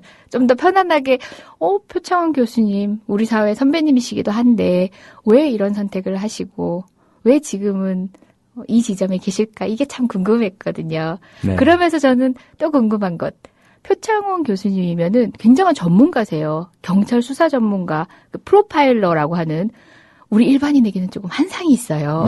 프로파일러, 네. 과학수사 이런 것들이 생각보다는 우리 한국에는 부족하고 왠지 그 서양인들이 나와가지고 미국 사람들이 나와서 막 프로파일러 관련된 얘기를 해야 맞을 것 같고 우리 한국 경찰 수사에는 없을 것 같은 영역이거든요.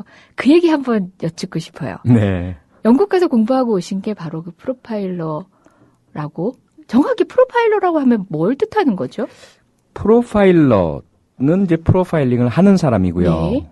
프로파일링이란 것은 범죄 수사 기법의 하나로서 네. 그 현장, 피해자, 네. 그리고 현장에 남겨진 범인의 행동 특성 이런 네. 것들을 분석을 해서 그 사건의 성격을 추정을 하고 네. 용의자의 특성들을 추정을 해서 수사 방향을 이제 네. 조언을 해주고 예, 예. 또 수사에 도움을 주는 그런 기법이죠. 네. 근데 요게 이제 그 학문적인 성격에는 논란이 많아요. 이게 과학이냐, 그리고 그런 학위 과정에서 가르칠 수 있는 내용이냐 이런 부분들은 논란이 좀 있고요. 그 다음에 그렇다 보니까 요게 이제 기술의 네. 어떤 특성을 많이 가지고 있죠. 훈련의 대상, 교육보다는. 그래서 제가 영국에서 공부했던 것은 이제 프로파일링은 아니고요. 네. 그건 그 부분에 들어가 있죠. 범죄 네네. 심리라는 네. 영역 속에 들어가 있고 범죄 수사 영역 속에 들어가 있고요. 제가 공부했던 건 포괄적으로 이제 경찰학이라는 그런 네. 학문 분야였고요. 예. 그래서 그 이후에 이제 이런 그 영국에서 발생했던 연쇄살인 사건들 이 부분에 대한 분석 그리고 영국의 그 경찰 수사 네. 기법들 이런 부분들을 같이 공부 연구하고 했던 차원 중에 이제 프로파일링이 들어가 있습니다. 예. 그 여러 가지 학문이 정말 통섭되는 지점일 것 같아요. 방금 네. 말씀하셨듯이 심리학, 그다음에 기술로서의 어떤 과학수사 영역의 문제, 뭐 하나 현상을 분석하려면은 그런 스킬들도 필요할 테고 굉장히 통섭하게 많이 들어가는 부분인 것 같은데요. 우리 국민들이 아직은 한국 경찰 과학 수사를 한다라는 생각이 안 들고 있거든요. 그래서 그런지 왠지 표창원 교수님은 셜록 홈즈처럼 뭔가 그런 역할도 해내실 것 같고, 그런 수제자들을 우리 한국 경찰에 많이 심어내면서 한국의 과학 수사에 굉장한 영향을 미칠 것 같은 분이거든요. 프로파일링, 네. 뭐 이런 한국의 수사 상황 솔직히 궁금해요. 제가 늘 비판하기 좋아서 쓰는 레토릭이긴 한데요. 왜 자꾸 피해자의 입만 보느냐? 그 시간에 과학수사에 더 집중하라. 뭐 이런 얘기 저도 하기 좋은 말로 하긴 네, 해요. 실제 네. 과학수사의 지점의 발전 정도나 예. 현장의 상황을 모른 채 하는 말이라서 교수님 앞에서는 또 숙여지긴 하는데요. 궁금해요. 한국 경찰, 한국의 프로파일링 또는 과학수사의 현재 어떤가요? 아마 이 변호사님도 사건을 접하시면서 예. 많이 보셨지 않습니까? 네네. 많이 보셨고, 그리고 물론 시각이 다르시겠지만, 범죄 사건이 가지고 있는 복잡성, 네. 그리고 이게 사실은 판결이 난 뒤에도 그 판결이 반드시 100% 진실이다라고 할 수는 없잖아요. 예. 범죄를 저질렀어도 예를 들어서 증거가 부족하다든지 예. 기술적인 문제가 있다든지 하면 무죄 판결을 받는 경우도 있고요. 예. 범죄를 저지르지 않았지만 합리적 의심의 범위를 넘어설 정도로 많은 증거가 쌓여 있고 할 네네. 경우에는 억울한 유죄 판결을 받는 경우도 분명히 오판도 있겠죠. 있거든요. 네, 사람이 네. 하는 일이라. 사람이 하는 네. 일이라서 그래서 이 범죄 수사라는 게 참 어렵습니다. 참 어렵고요. 그 다음에 과학 수사라는 것도 우리가 드라마 CSI에서 보는 것처럼 모든 사건에 있어서 착착착 몇 시간 만에 DNA가 발견되고 지문이 발견되고 족적이 발견되고 섬유가 발견되고 흙이 발견되고 그것을 분석을 하면 딱 또 뭐가 나타나고 이런 것만은 아니거든요. 어떤 현장은 야외 현장이라서 또 범죄 발생한 지 시간이 많이 흐르고 비가 오고 씻겨 내려가고 네. 현장에 가면 아무것도 발견할 수 없는 현장들도 있어요. 네. 그리고 때로는 분명히 지문도 나오지만 이 지문이 반드시 범인의 지문이냐. 이곳에 왔던 사람인 건 확실하지만 이 사람이 여기 온 곳은 맞지만 난 범죄를 저지른 것이 아니야라고 한다면 그 지문의 존재만으로 이 사람을 범인으로 할 수는 없는 것이거든요. 그래서 그런 많은 요소들이 있다 보니까 분명히 한국의 과학수사 수준은 대단히 많이 발전해 있습니다. 많이 발전해 있고 예. 과학수사 요원들도 상당히 이제 우수하고요. 장비들도 세계에서 가장이라고는 말씀드리지 못하지만 적어도 이런 장비가 대단히 효율적이고 그리고 증거 발견에 유용해라고 예. 알려지게 된 것은 거의 대부분 한국 경찰이 마련을 해요. 예. 그렇게 본다면 한국 경찰의 과학 수사 수준 역시 결코 그렇게 뒤처지진 않다. 네네. 그런데 문제는 그러한 과학 수사가 매 사건마다 최선 다해서 적용되지는 않는다. 예, 예. 그렇다 보니까 특히나 좀 억울함을 느끼시는 피해자분들 네. 또는 피의자분들 네. 이런 분들이 보셨을 때는 내 사건에 있어서만큼은 과학수사적이지 않아. 너무 주먹구구야. 그리고 자꾸 진술을 강요해. 이제 이러한 느낌을 받으시는 경우들이 있죠. 네네. 이렇게 프로파일링에 대한 여러 가지 식견들 배워오신 그다음에 또 현장에서의 경험들 이런 것들을 어쨌든 현직 경찰이 아니셔도 앞으로도 학술 활동을 통해서든지 아니면은 후학을 가르치는 방식으로 또 전달이 돼야 그 자원이 귀하게 쓰이시는 건데요. 지금 어쨌든 계획을 지금 당장은 또 하고 계시진 않겠지만 다시 교수나 이렇게 가르치는 자리 또는 현장으로 돌아가시겠다라는 막연한 계획이라도 혹시 있으신가요? 너무 이른가요? 예측기에는? 글쎄요, 이미 그렇게 되기에는 너무 늦은 것 같고요. 길이 많이 달라져 있는 것 네. 같고, 그 다음에, 가능하다면 사실은 제가 하고 싶은 것은 현장으로 돌아가거나 또는 네. 강단으로 돌아가는 것보다는 그런 게 있습니다. 이너센스 프로젝트라는 거 들어보셨을 것 같아요. 이 교수님은. 미국에서 네. 사형이나 종신형 네네. 등의 중형을 선고받은 그래서 수감 중인 범죄자 중에서 누명을 네. 썼다고 의심할 만한 사람들. 이 사람들에 대해서 민간 차원에서 재점검을 해보면서 재심의 필요성이 있는지를 살피고 그래서 재심을 필요가 있다라고 여긴다면 이제 재심 청구를 예. 하고 이제 그런 이제 하나의 프로젝트가 이너센스 프로젝트라는 게 있어요. 예. 무죄 입증 예. 프로젝트라고 볼 수 있겠죠. 거기에서 지금까지 한 300명 가까운 그 중형 선고받은 피고인들을 재심을 통해서 무죄 입증을 해 주었어요. 네네. 그래서 미국이 그럴진데 우리 역시 그런 억울한 사람들이 있지 않을까. 또 다른 측면으로 역시 미국의 위독 소사이어티라는 게 있습니다. 여기 위독 소사이어티는 전혀 다른 접근이죠. 이건 네네. 미해결 사건에 경찰 수사를 도와주는 전문가 집단이에요. 네네. 그래서 수사가 어려울 때 문제 봉착 했을 때 또는 장기 네네. 미제 사건일 때 그 위독 소사이어티의 사건을 제출하면 네. 거기서 각 분야 최고 전문가들이 분석 평가를 해서 사건의 새로운 어떤 시각을 제시해주고 해결 방안을 제시해주고 그래서 또 해결하게 해주는 사건들이 있거든요. 그래서 이런 부분들을 혹시 한국적인 상황에서 한쪽으로는 그런 아직 해결되지 못한 어려운 사건을 해결할 수 있도록 도와드리고 예. 다른 쪽으로는 혹시라도 뭐 실수나 우연의 문제 때문에 억울하게 누명을 쓴 분이 있다면 그 누명을 벗겨드릴 수 있는 피해자로서 피해를 받은 사람들. 그렇죠. 그런 피고인이었던.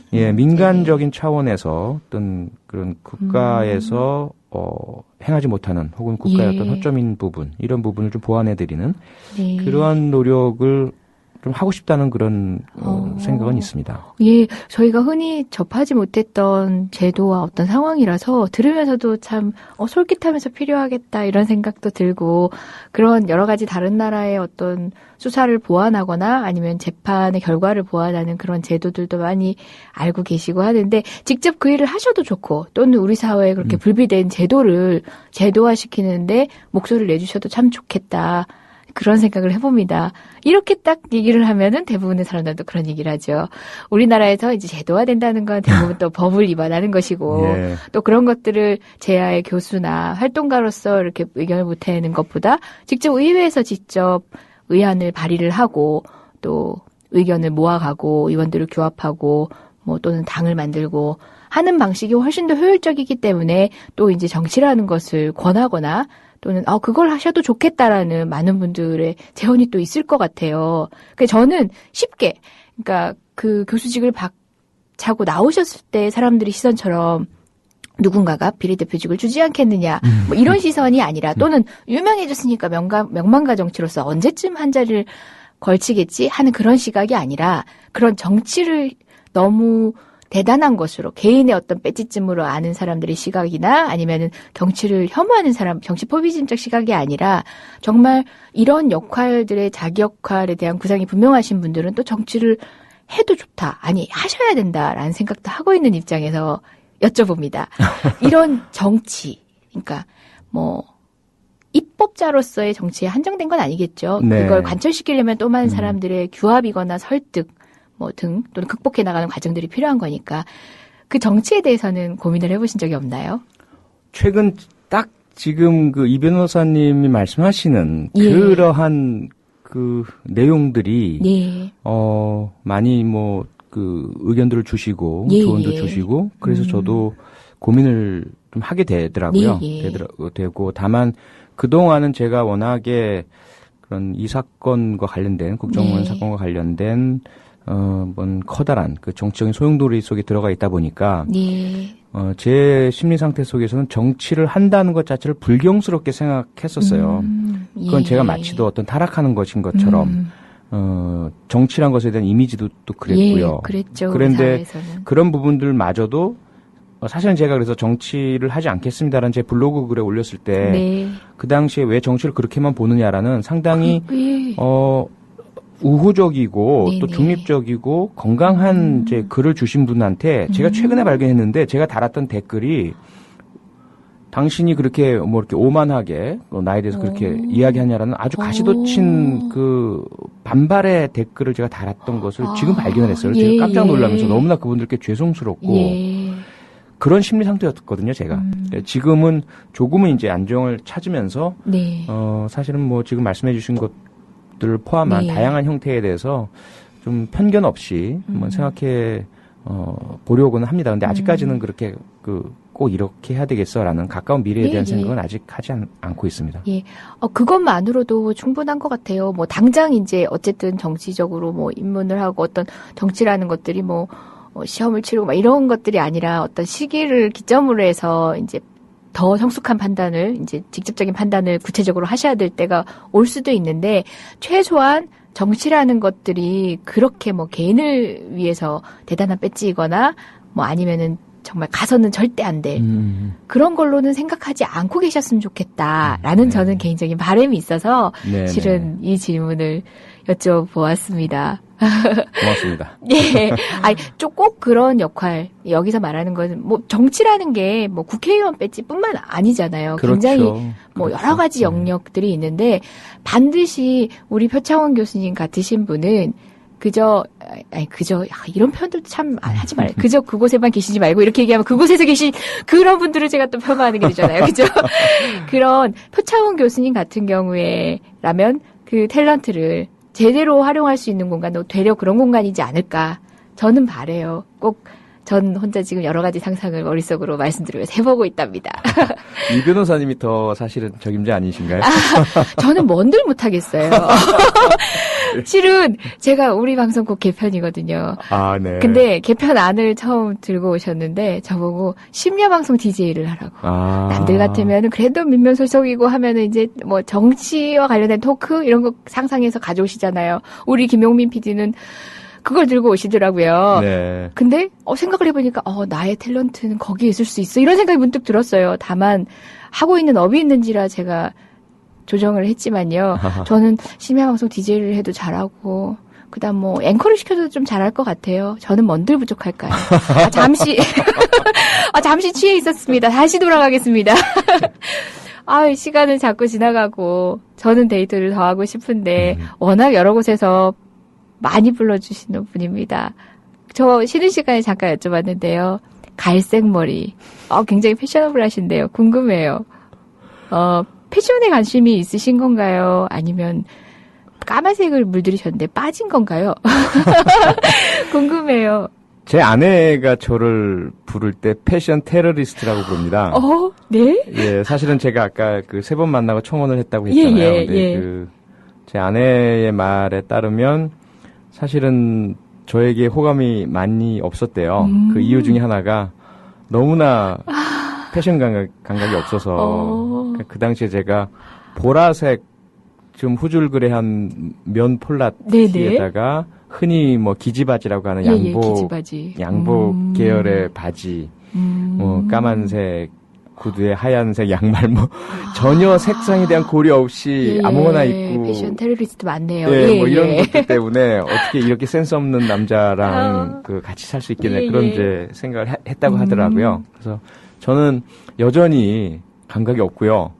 오직 그냥 하라는 대로 시키는 대로. 사모님의 작품이셨구나. 예, 그래서 옷도 때로는 주로 제가 뭐 방송이나 강의나 있을 때 아내가 코디를 해주거든요. 근데 때로 아내가 바빠서 그냥 나갈 때가 있어요. 저 혼자 옷을 찾아 입고 나가야 될 때. 그때는 또 테러를 하십니까? 꼭 문제가 발생을 합니다. 전혀 어울리지 않는 상하이를 입고 간다든지 아내가 낙담을 하죠. 이러고 남들 앞에 나갔냐라는. 네. 머리 색깔도 사실은 그냥 아내가 염색을 하라고 했고 그전 같으면 제가 반발했겠죠. 어디 그렇게 도발적으로. 계시기 그런데 때문에 또.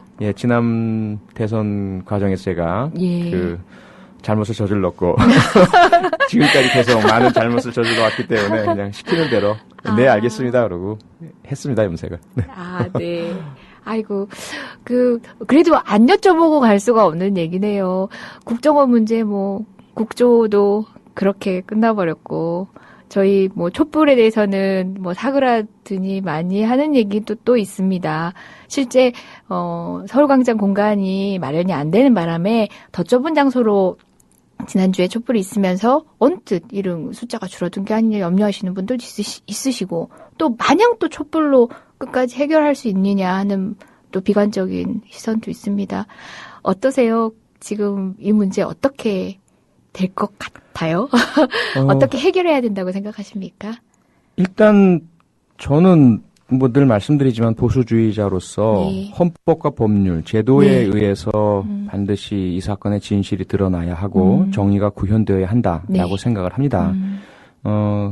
하지만 워낙에 그동안 우리 사회가 이런 권력적인 범죄 사건에 대해서 법률이나 제도가 제대로 네. 작동하지 않았다라는 그런 그 불신이 많고요. 지금도 그렇고 하기 때문에 촛불이라든지 시민들의 관심은 대단히 중요하다. 특히 지금 재판이 진행 중이지 않습니까? 예. 그래서 국정조사는 비록 끝났지만 그리고 검찰의 수사는 끝났지만 더 중요한 재판이 남아있다. 예. 그 재판에서 어쨌든 이 사건의 일부의 진실이나마 확인이 되고 네. 그리고 정의가 구현되는 모습이 나와야 되겠고요. 그리고 그러한 재판에서의 어느 정도 진실 규명이 이루어진다면 이후에 더 많은 진실, 그동안 수사나 재판으로 드러나지 못했던, 국정조사에서 드러내지 못했던 진실은 결국 시간이 가면서 어떤 정치적인 장애물이 없어지게 되면 네. 반드시 드러나게 될 것이다. 저는 그렇게 믿고 있습니다. 예. 이 상황에서 이제 뭐 제도적 개혁에 대한 얘기도 많이들 나오는데요. 많이들 하시는데요. 그 국정원 개혁 얘기들 많이 합니다. 그 실제 솔직히 저는 잘 모르겠더라고요. 실제 우리나라의 그런 정보기관의 역할을 하는 어떤 관서가 있어야 되는 건 분명하겠고. 네. 예. 뭐 전적으로 국정원, 지금 현재의 국정원 조직을 신뢰하지 못하는 입장에서의 해체라는 말에 이제 쓰임도 알겠지만 이 국정원이 어떤 방향으로 정말 개혁이 되어야 되는지에 대해서 구체적인 안들이 제가 보기에는 아직까지는 없는 것 같아요. 그러니까 제목만 나열하는 방식의 고민들밖에 없는 것 같은데 유사 직역에 계셨고 또 함께 일을 같이 해본 경험도 있으신 교수님 같은 경우는 어떤 안을 한번 구상해 보실 수 있을까요? 원칙은 그렇습니다. 제가 누차 많은 기회에 말씀드렸지만 국정원에 계시는 그 일선 네. 정보 요원들, 방첩 요원들, 특히 해외 그런 네. 그 방첩 요원들, 수사 요원들, 대북 활동하시는 분들은 정말 사명감과 애국심으로 투철하신 분들이고 어떤 개인의 사익이나 어떤 특정 정파의 이익 때문에 잘못된 일을 하실 분들이 아닙니다. 네. 그런데 문제는 그 국정원의 상층부가 네. 계속해서 각 그 정권과 연계가 되어 있고 네. 정권의 이익을 위해서 조직 자체를 좀 변칙적으로 불법적으로 운용해 왔다 보니까 국정원 전체가 불신을 받고 있는 거죠. 예. 그런데 사실은 국정원이란 기관 자체가 다른 기관과 너무나 다르잖아요. 우리가 국민들이 알 수 있는 그런 국정원의 활동이라는 거는 별로 없어요. 대부분 우리가 모르는 곳에서 일을 하시거든요. 네. 우리가 모르는 곳에서 북한은 끊임없이 우리 대한민국 남한에 대한 다양한 형태의 그런 행동들, 침해 행동들을 하고 있고, 그런 북한 문제뿐만 아니라 다른 나라들도 뭐 중국이나 일본이나 네. 여러 나라들도 역시 자국의 이익을 위해서 우리로부터 무엇인가를 가져가거나 또는 우리에게 자신들의 이익을 좀 확장시키려 하거나 이런 활동들을 하고 있고요. 뭐 경제적으로도 그 외국의 어떤 기업과 그 국가 정부와 결합한 형태의 산업 스파이 활동이라든지 이건 무수히 많거든요. 그것을 네. 사실은 특정 기업이 아니라 우리 대한민국과 국민들의 이익을 위해서 그런 어떤 산업 스파이 활동에 대한 정보 활동, 방출 활동도 분명히 해야 되고요. 이런 부분들을 우리가 분명히 그 공감과 이해를 해야 되고요. 그렇다면 정상화라는 것이 해답이 되어야 한다. 그동안 이런 국가정보원의 중요한 기능들이 오용 훼손되도록 또는 권한이 남용되도록 했던 정치적인 개입, 이 부분을 차단시키고 국가정보원이 민주적인 통제를 받고 정말 본연의 임무를 충실할 수 있도록 그런 방향이 돼야 되겠죠. 그래서 그 큰 골자는 결국 CIA 역시 마찬가지의 그 어두운 과거가 있었고 1975년 처치 커미티라는 그 국회 진상조사위원회와 개혁 조사위원회가 1년여 동안 조사해서 결국은 개혁 방안을 내놨거든요. 근데 그런 것처럼 우리 역시 아마 지금 논의되는 그런 국정원에 대한 민주적인 통제 관리 방안 그리고 국내 정보라는 그 뜨거운 감자 부분을 해외 정보 분리시켜내는 방안 그리고 정보만 해야지 수사까지 해서는 안 된다라는 수사 기능 폐지에 대한 방안 이런 부분들이 가장 핵심이 되어야 될 것 같습니다. 예, 그 독일에서 공부를 하신 어떤 교수님이 가끔씩 이제 어떤 사건들에 독일의 판례를 또 전해오시고 하시는 연구하시는 분이 있으신데요. 그분이 어느 날 이제 제 메일 그분이 보내주신 메일을 발견을 했습니다. 근데 그분이 적어주신 글에 그게 있더라고요. 제도가 안 돼서 지금 이런 일이 벌어진 건 아니다. 물론 이제 고쳐야 될 지점들은 분명히 있지만 더 중요한 건 국정원법에도 지금 나와 있다. 정치 개입하지 말라고. 그게 위법인데 감행했던 사람들의 문제고 그것들을 법정에서 처벌하지 않는다면 이 국정원 제도가 문제다라고 도망갈 수 없는 건 바로 수사기관이고 사법기관이다. 그 얘기도 해주시더라고요. 그러니까 어느 순간 이제 이쪽을 대상화하다 보니까 지금 남아있는 책무를 지고 있는 그들을 감시하지 못하면 안 된다. 이 말씀을 주신 것 같았어요. 뭐 같은 계로 제가 그 말이 떠올라서 한번 네, 말씀을 그럼요. 예, 드려봤습니다. 전 마지막으로 질문 드리게 될 것 같은데요. 대화하는 법을 여쭙고 싶어요.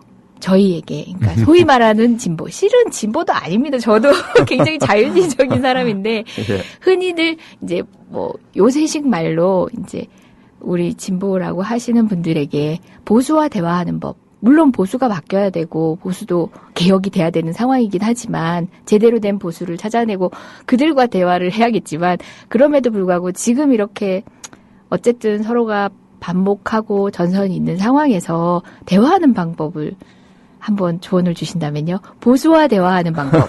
연애 얘기부터 시작한다? 정치 얘기 안 한다? 글쎄요. 뭐 보수와 대화하는 방법이기보다는 나와 다른 네. 특성, 성향을 가진 사람과 대화하는 방법 네.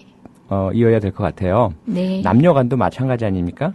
특히 진보적인 성향을 가지신 분들 중에서도 특히 그 남성분들 중에는 마초적인 성향 가지신 분들도 많으시더라고요. 맞습니다. 그래서 맞습니다. 그 이념이나 어떤 사상이나 이런 것들은 진보를 내세우시지만 생활 방식들은 상당히 보수적인 그래서 여성분과 대화할 때 가르치려고 한다든지 상대방의 말을 듣지 않으려고 한다든지 정답을 미리 정해놓고 거기에 부합하지 않으면 무조건적으로 비판한다든지 뭐 이러한 태도들을 많이 보거든요. 네.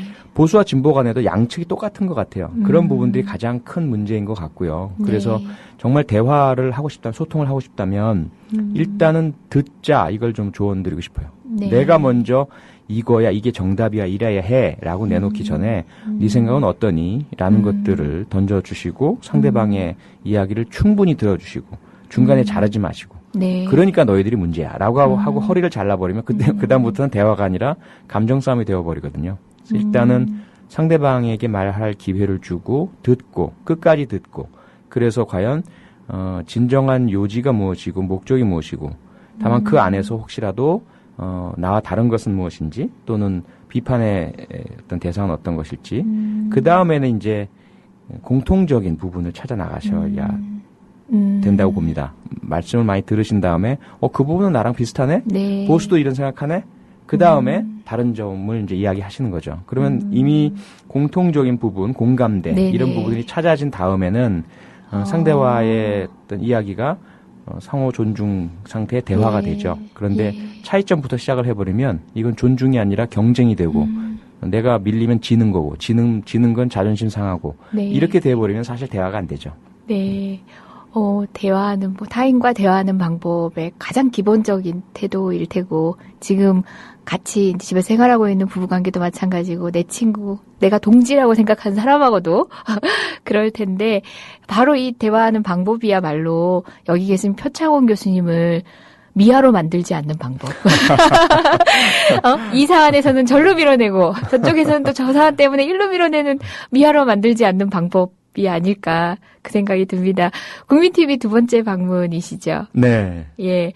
저는, 모셔야지 하고 서야 실은 방문하셨던 걸 알았어요. 그 전에 네. 제가 알았어야 했는데, 왜냐하면 제가 굉장히 도도하거든요. 국민TV에 처음 오시는 분들.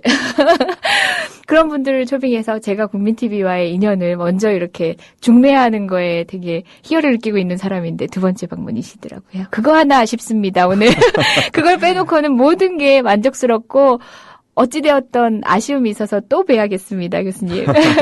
오늘 네. 귀한 걸음 해주셔서 너무 고맙습니다. 불러주셔서 감사합니다. 네, 또 뵙겠습니다. 예, 고맙습니다. 한영애의 따라가면 좋겠네 들으시면서 저도 인사드리겠습니다. 다음 주에 뵐게요.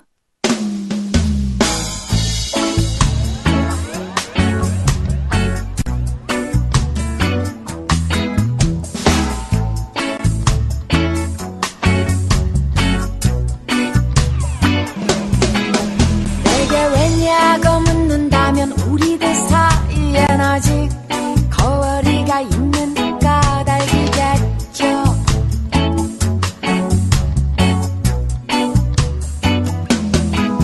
내게 싫다고 말한다면 우리의 사랑이 아직